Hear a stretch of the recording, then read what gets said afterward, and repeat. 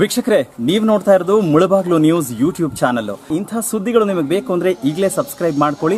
ಜೊತೆಗೆ ಯಾವ ನ್ಯೂಸ್ಗಳನ್ನು ಕೂಡ ಮಿಸ್ ಮಾಡ್ಕೋಬೇಡಿ ಅಂತ ಹೇಳ್ತಾ ಇದ್ದೀನಿ. ಇದು ಮುಳಬಾಗ್ಲು ನ್ಯೂಸ್ ಯೂಟ್ಯೂಬ್ ಚಾನಲ್. ನಮ್ಮ ಕಾಂಗ್ರೆಸ್ ಮುಖಂಡರಾದಂಥ ವೆಂಕಣ್ಣಾಂಡ್ ಅವರಿದ್ದಾರೆ ಮತ್ತು ಕಾಂಗ್ರೆಸ್ ಮುಖಂಡರಂಥ ಚೌಡೇಗೌಡರಿದ್ದಾರೆ ಮತ್ತು ಉದಿಕುಮಾರ್ ಇದ್ದಾರೆ. ನಮ್ಮ ಮೈನಾರಿಟಿಗೆ ಮುಳಬಾಗಲು ಇರೋಂಥ ಚೋಟು ಅವರಿದ್ದಾರೆ, ಚಂದ್ರಶೇಖರ್ ಅವರಿದ್ದಾರೆ, ಲಾಯರ್ ನಟರಾಜ್ ಇದ್ದಾರೆ, ಚಂದ್ರಾಯಪ್ಪನವರಿದ್ದಾರೆ, ನಮ್ಮ ಡಿಸ್ಟ್ರಿಕ್ಟ್ ಕಾಂಗ್ರೆಸ್ ಜನರಲ್ ಸೆಕ್ರೆಟರಿ ಮುನಿಸಾಂಗೌಡರಿದ್ದಾರೆ ಮತ್ತು ಸೇವಾದಳದ ಹಿರಿಯ ನಾಯಕರಾದಂಥ ಕಗ್ನಳ್ಳಿ ಶ್ರೀನಿವಾಸ್ ಇದ್ದಾರೆ, ಪೇರಂಪ ಸರ್ ಜಬ್ಬಿವುಲ್ಲಾ ಇದ್ದಾರೆ, ನಮ್ಮ ಕಾಂಗ್ರೆಸ್ ಮುಖಂಡರಾದಂಥ ಸಂತೋಷ್ ಇದ್ದಾರೆ, ರಾಮಚಂದ್ರ ಇದ್ದಾರೆ. ಈಗ ಭಾರತ ದೇಶದಲ್ಲಿ, ಅಖಂಡ ಭಾರತದಲ್ಲಿ ಇವತ್ತು ಪಾರ್ಲಿಮೆಂಟ್ ಚುನಾವಣೆ ನಡೀತಾ ಇದೆ. ಈ ಪಾರ್ಲಿಮೆಂಟ್ ಚುನಾವಣೆ ಜಾತ್ಯತೀತ ಪಕ್ಷಗಳು ಮತ್ತು ಕೋಮುವಾದಿಗಳಿಗೆ ಈ ಒಂದು ಚುನಾವಣೆ ನಡೀತಾ ಇದೆ. ಈ ದೇಶದಲ್ಲಿ ಕೋಮುವಾದಿ ಶಕ್ತಿಗಳು ಬೆಳೆದರೆ ದೇಶದ ರಕ್ಷಣೆ ಇರಲ್ಲ, ಜನಗಳ ರಕ್ಷಣೆ ಇರಲ್ಲ. ಆದ್ದರಿಂದ ಕಾಂಗ್ರೆಸ್ ಅವರು ಮತ್ತು ಕೆಲವರು ಕಾಂಗ್ರೆಸ್ಸಿನ ಹೊಂದಿಕೊಳ್ಳುವಂಥ ಜನಗಳು, ಮುಖಂಡರು ಮತ್ತು ಕೆಲವು ಪಕ್ಷಗಳೆಲ್ಲನೂ ನಾವು ಕೋಯಲೇಷನ್ ಗೌರ್ಮೆಂಟ್ ಮಾಡಿಕೊಂಡು ಇವತ್ತು ಈ ಚುನಾವಣೆಯಲ್ಲಿ ದೇಶದಲ್ಲಿ ನಡೆಸ್ತಾ ಇದ್ದೀವಿ. ಈ ದೇಶದಲ್ಲಿ ಈಗ ಬಹಳಷ್ಟು ಜಾತ್ಯತೀತ ಕೋಮುಗಳು ದೇಶವನ್ನು ಛತ್ರಗೊಳಿಸಲು, ವಿಭದ್ರಗೊಳಿಸಲು, ಜಾತಿಗಳ ಮೇಲೆ ಎತ್ತುಕಟ್ಟುವ ಕೆಲಸ ಮಾಡ್ತಾ ಇದ್ದಾರೆ. ತಮಗೆಲ್ಲ ಗೊತ್ತೇ ಇದೆ. ಇವತ್ತು ಮೋದಿಯವರು ಸುಮಾರು 4-5 ವರ್ಷ ಅವರಿಗೆ ಮೆಜಾರಿಟಿ ಪಾರ್ಲಿಮೆಂಟಿನಲ್ಲಿ 2/3 ಮೆಜಾರಿಟಿ ಇದ್ದರೂ ಸಹ ದೇಶಕ್ಕೆ ಏನನ್ನೂ ಮಾಡಲಿಲ್ಲ. ಖಾಲಿ ಧರ್ಮದ ಬಗ್ಗೆ ಅವರು ಇಂಟರ್ಫಿಯರ್ ಆದರು, ಜಾತಿಗಳ ಬಗ್ಗೆ ಇಂಟರ್ಫಿಯರ್ ಆದರು. ಎಲ್ಲ ಒಂದು ಧರ್ಮ, ಜಾತಿ ಮತ್ತು ಪ್ರಾಂತ್ಯಗಳ ಮೇಲೆಲ್ಲ ಅವರು ಇಂಟರ್ಫಿಯರ್ ಆಗಿ ದೇಶಕ್ಕೆ ಒಂದು ಕುಂದನ್ನು ತರ್ತಾ ಇದ್ದಾರೆ. ಈ ಒಂದು 5 ವರ್ಷದಲ್ಲಿ ಏನನ್ನೂ ಮಾಡಿಲ್ಲ.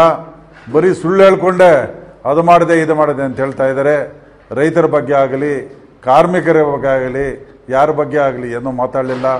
ಅವರು ಖಾಲಿ ನಾನು ಎಷ್ಟೋ ಜನಕ್ಕೆ ಉದ್ಯೋಗ ಕೊಡಿಸ್ತೀನಿ ಅಂತ ಹೇಳಿದ್ರು. ಇವತ್ತಿನವ್ರಿಗೆ 5 ವರ್ಷದಲ್ಲಿ ಒಂದು ಉದ್ಯೋಗವನ್ನು ಕೊಡಿಸಲಿಲ್ಲ. ಬಡವರಿಗೆ ಏನಾದರೂ ಮಾಡ್ತೀನಿ, ಬಡವರಿಗೂ ಕೂಡ ಸಹ ಏನೂ ಮಾಡಿಲ್ಲ. ರೈತರು ಕೂಡ ಏನೂ ಮಾಡಲಿಲ್ಲ. ಅಷ್ಟು ಇನ್ಶೂರೆನ್ಸ್ ಕೊಟ್ಟಿದ್ದೀನಿ, ಇಷ್ಟು ಇನ್ಶೂರೆನ್ಸ್ ಕೊಟ್ಟಿದ್ದೀನಿ ರೈತರಿಗೆ ಅಂತ. ಇಡೀ ಒಂದು ಮುಳಬಾಗಿಲು ತಾಲೂಕಿನಲ್ಲಿ ಒಂದೇ ಒಂದು ರೈತರಿಗೆ ಒಂದು ಫಸಲ್ ಬಿಮಾ ಯೋಜನೆ ಇಲ್ಲ, ಒಂದು ಲೋನ್ ಮಾಫಿ ಇಲ್ಲ. ಕೇಂದ್ರ ಸರ್ಕಾರದಿಂದ ಒಂದೇ ₹1 ಲೋನ್ ಕೂಡ ಮಾಫಿ ಆಗಿಲ್ಲ. ಅದೇ ನಮ್ಮ ಇಲ್ಲಿ ಬಂದಂಥ ಕಾಂಗ್ರೆಸ್ ಸರ್ಕಾರ, ಸಿದ್ದರಾಮಯ್ಯ ಸರ್ಕಾರದಲ್ಲಿ 50,000 ಲೋನ್ ಮಾಫಿ ಆಯಿತು.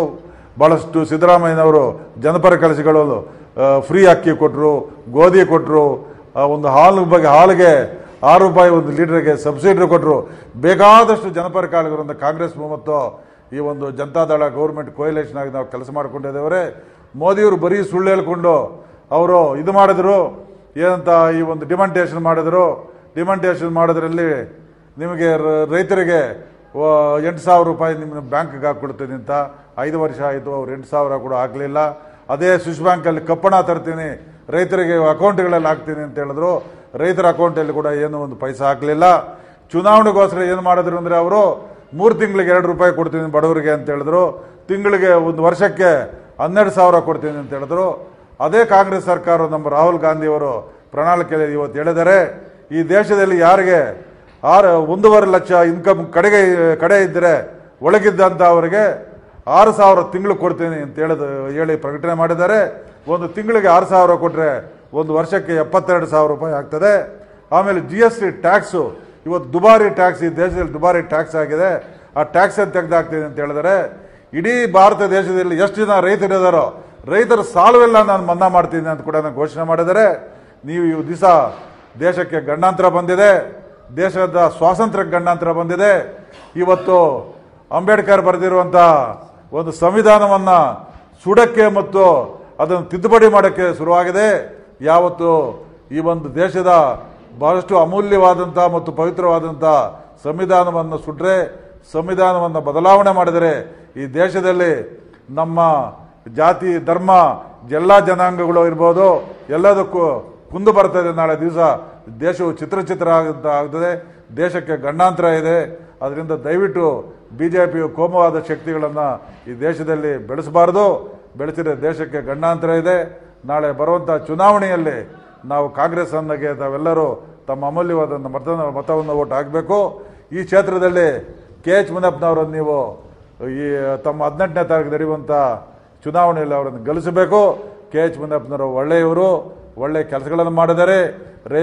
ರೈಲ್ವೆ ಡಿಪಾರ್ಟ್ಮೆಂಟಲ್ಲಿ ಕೂಡ ಭಾಳಷ್ಟು ಕೆಜಾಪ್ ಇರ್ಬೋದು ಮತ್ತು ಮದನಪಲ್ಲಿ ಇದರಿಂದ ಕಡಪಾಯಿಯಿಂದ ಮದನಪಲ್ಲಿ ಮತ್ತು ಮುಳಬಾಗಿಲ ಮೇಲೆ ಬೆಂಗಳೂರಿಗೆ ಹೋಗುವಂಥ ಮಾರ್ಗವೂ ಕೂಡ ಶುರುವಾಗಿದೆ.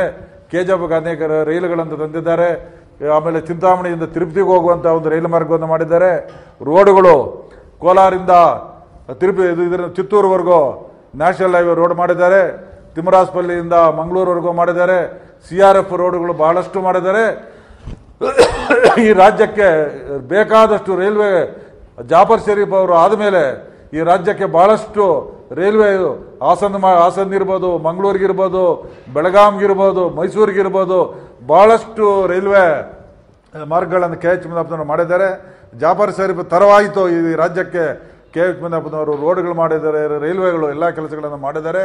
ಅದಲ್ಲದೆ ಮೊನ್ನೆ ಅವರು ರೈಲ್ವೆ ಮಿನಿಸ್ಟರ್ ಆಗಿದ್ದಾಗ ಈ ಒಂದು ಕೋಚ್ ಫ್ಯಾಕ್ಟ್ರಿ ಕೂಡ ಮಾಡಿದರು. ಕೋಚ್ ಫ್ಯಾಕ್ಟ್ರಿ ಅವರು ಮಾಡಿದ 15 ದಿವಸಕ್ಕೆ ಸರ್ಕಾರ, ಕಾಂಗ್ರೆಸ್ ಸರ್ಕಾರ, ಕೇಂದ್ರ ಸರ್ಕಾರದಲ್ಲಿ ಬರಲಿಲ್ಲ.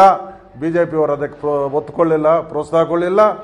ನಾಳೆ ದಿವಸ ನಮ್ಮ ಕೇಂದ್ರ ಸರ್ಕಾರದಲ್ಲಿ ಕಾಂಗ್ರೆಸ್ ಸರ್ಕಾರ ಮಾಡಿದ್ರೆ ನಾಳೆ ದಿವಸ ಕೋಚ್ ಫ್ಯಾಕ್ಟ್ರಿ ಗುರಿ ಇರ್ತದೆ. KH ಮುನಿಯಪ್ಪರು ಒಳ್ಳೆಯವರು,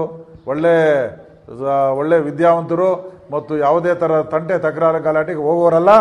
ಯಾವೊಂದು ಜಾತಿಯಾಗಲಿ, ಮತಗಳಾಗಲಿ, ಪಂಗಡಗಳಾಗಲಿ ಯಾವುದೇ ಒಂದು ತೊಂದರೆ ಮಾಡೋಂತಲ್ಲ. 27 ವರ್ಷದಲ್ಲಿ ಈ ಕೋಲಾರ ಜಿಲ್ಲೆ ಯಾರಾದರೂ ರೈತ ವರ್ಗದವರಿಗೆ KH ಮುನಿಯಪ್ಪನವರಿಂದ ಯಾವುದೇ ಒಂದು ತರವಾದ ಒಂದು ಇದಿಲ್ಲ. ಭಾಳ ಚೆನ್ನಾಗಿ ಜನಗಳನ್ನು ನೋಡಿಕೊಂಡಿದ್ದಾರೆ. ಅವ್ರ ಮನೆ ಹತ್ರ ಹೋದರೆ ಎಲ್ರಿಗೂ ಮರ್ಯಾದೆಯಿಂದ ಮಾತಾಡಿಸಿದ್ದಾರೆ, ಲೆಟರ್ ಕೊಟ್ಟಿದ್ದಾರೆ, ಫೋನ್ ಮಾಡಿದ್ದಾರೆ. ಅಂತ ಒಂದು ಉತ್ತಮವಾದಂಥ ಒಂದು ಸಂಸತ್ ಸದಸ್ಯರು ಸಿಗೋದು ನಮಗೆ ಕಷ್ಟ. ಅದರಿಂದ ನಾವು ಇವ್ರನ್ನ ನಾಳೆ 18ನೇ ತಾರೀಕು ನಡೆಯುವಂಥ ಚುನಾವಣೆಯಲ್ಲಿ ಅವ್ರಿಗೆ ಮತ ಕೊಟ್ಟು ನಾವು ಗೆಲ್ಲಿಸಬೇಕು. ಮತ್ತು ಕೇಂದ್ರ ಸರ್ಕಾರದಲ್ಲಿ ಇಂದಿರಾ ಗಾಂಧಿಯವರ ಮೊಮ್ಮಗನಾದಂಥ ರಾಹುಲ್ ಗಾಂಧಿಯವರನ್ನ ಈ ದೇಶಕ್ಕೆ ಪ್ರಧಾನಮಂತ್ರಿ ಮಾಡಿ ಈ ದೇಶಕ್ಕೆ ಗಂಡಾಂತರವನ್ನು ತಪ್ಪಿಸಬೇಕು ಅಂತ ಎಲ್ಲ ನಾನು ಈ ಒಂದು ಅಣ್ಣ ತಮ್ಮಂದರು ಮತ್ತು ಈ ಮುಳಬಾಗಲ ಒಂದು ರೈತ ಬಾಂಧವರಲ್ಲಿ ಮತ್ತು ಕಾರ್ಮಿಕ ಬಾಂಧವರಲ್ಲಿ ಮತ್ತು ಎಲ್ಲ ಮುಳಬಾಗಲನ ಈ ಒಂದು ಸಾರ್ವಜನಿಕ ಎಲ್ಲ ಜನಗಳಲ್ಲಿ ಓಟ್ ಕೊಡಬೇಕಂತ, ನಿಮ್ಮಲ್ಲಿ ಕೈ ಗುರುತಿಗೆ ಓಟ್ ಕೊಡಬೇಕಂತ ನಮ್ರತೆಯಿಂದ ವಿನಂತಿ ಮಾಡ್ತೀನಿ.